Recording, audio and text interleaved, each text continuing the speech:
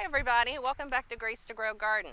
My name's Sherry if you haven't been here before, and I really appreciate you coming to start my new series on watermelon. This is episode 1 of the ground or patch type watermelon. So as you can see here, these watermelon are all growing in the ground. Now I'm going to start you off from the beginning. So the first thing you want to do is you want to pick out pumpkin seeds that are good for your area. So some hints, if you don't want to read descriptions or something, if you see something from somewhere really hot, like if you saw something said Texas watermelon, right, and you live in Texas, Florida, the southern climates of the United States, that's what you would pick. If you see, like a Boston something, it's good for that area of the country. So without a lot of research, just when you see them, you can kind of easily tell. Things from Phoenix, that type of thing, are good for hot areas as well. So I picked the Florida Giant. This is Clear Creek Seeds. And I order seeds from a lot of places. And these are the first things I've planted from Clear Creek Seeds. And I had 100% germination on everything that I planted from there. We had to pull plants out and everything. Look at these plants, are really beautiful. So far, right? And then, so the first 4 humps that you're looking at now, these are Dixie Queen. And I also got these seeds from Clear Creek Seeds. And they're just beautiful and fabulous. The next 5 hills going down are seeds for the Florida Giant. And that is the tiniest plant I have, and I think it's from the heat of the day. So we're going to put a little more straw around there. If you saw the video where we were jamming in the straw the other night, you can see that if you see this one over here in the hay, how high it's stacked up. Back up. You can see from the ground level how high this is stacked up, and then look at how little he has. And this is the last hump when the sun goes down to get to have shade. So I see why he's small. He's in a really intensely hot spot. So we're going to help him out. So I have 5. 1, 2, 3, 4, 5. And then the things I'm saying will go the same for these plants right here. These are not watermelon. I'm just going to tell you what's going on out here, though, so you don't wonder. These are Gerardelle pumpkins, and I think the third one, the 1, 2, 3, I think this is white, pink, and blue, slate looking. I did not plant these seeds, so I'm just going to show you the picture.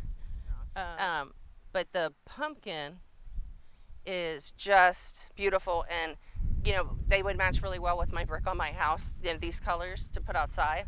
But then I was reading about how delicious they are to eat. So I don't mean to be off topic, but we are talking about seeds.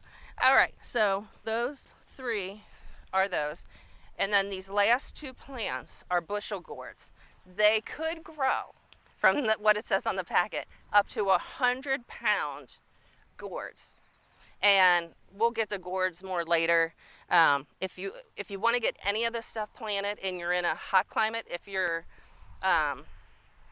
I'd say zone 7 and south, I whip them in the ground. Don't try seeds right now, though, because it's July. You still have time if you get transplants from the store, and just practice growing what you can grow. How this bed was made, it's a no-dig bed. And, if you're young and sprightly and really good at that, you can do a lot right now. You could whip down a couple layers of cardboard, water it, put down some compost, water it, some straw if you have it, water, whatever, and then hump up. These are little humps of dirt. Now the dirt that I bought was from Texas Pure Products, so those of you who live here may know them. And it's the mix that has 3 things in it, and compost, sand is the important thing, and something else. So that's the best thing to have, is something with a little sand in it. You can always mix your own sand in with what you have, for dirt. So anyway, these guys are all the same in how I will treat them. So after, you know, we made the hills and everything, I cut little hole. I put the mesh fabric on here, and then just cut holes in the top and put the seeds in the holes. Then the seeds grew into small plants, and as like one was obviously doing better than the other two, we picked one out, or one was much smaller, and got it down to one plant in each hole. You couldn't have more than one in each hole. One plant like every 3 to 4 feet, and then they need like 15 feet to spread out. So people put them closer together, and I'm sure that that's fine, but that's just what the, you know, given rules are. So at this point, before I put the seeds in the ground, I put blood meal in the hole. Now blood meal helped me out here, where if you see out here, we're out in the middle of, I mean, there's so many animals. There's rabbits are ridiculous. There's a rabbit right over there, and I mean, they just think they own our yard because our dogs both passed in the last 2 years. So, yeah, that's a issue. And then there's, I don't know, there's big cats. There's all kinds of stuff running around out here. So,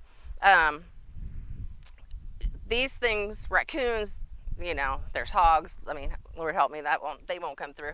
But they will check out your fruit, and they will put holes in it and that type of thing. So one thing you can do in advance, once you get everything going in the ground, if you're up for it. Now I can't sew. I just know kind of what I need. I only have 5, and I had the surgery, and it's hard to sit, so I'm really behind on making them. But I put a piece of tulle here and just sewed it on. It's not nice in any way. Put an edge on that while this was open, and then I just folded it together, you know, put these down, made drawstrings. So what'll happen is when I have melons, I'm doing this for a couple reasons. The fabric is to keep the animals away, and the material, last year I had one explode, and you may have seen it on a picture in another video, because I know I've talked about it before. But I've been thinking about it, and I think it's because they were too hot, and they were the smaller ones. So if you want to watch the trellising watermelon series, I'll talk about that on there and what I'm doing for that, etc. It's an experiment theory kind of deal. So anyway, I put the tulle on. So I'll put the pumpkins in the bag, and I can just draw it as tight as I can. I'll tie it, you know, nice little bow, and I'll make sure the tulle's on top. And if an animal comes, like raccoons, birds, if they feel this, they don't like that at all, and they jump and they stay away. So I'm hoping, you know, they might get a watermelon or two, and that's okay. But I'm hoping that this will help me out in that sense. So something you can prepare ahead of time. If you're doing it for next year, you can always start preparing, getting cardboard and preparing pieces. I didn't use anything with colored inks on it. I don't know if it's still true that the colored inks are bad. You'd have to research that.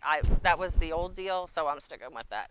And with the blood meal, what you want to do is, so you put it in the soil with the seeds. So when the roots come out, they're going to have something to eat. You know, you just want it right up there where the roots are going to come out, and down as far as you want to fluff up the dirt.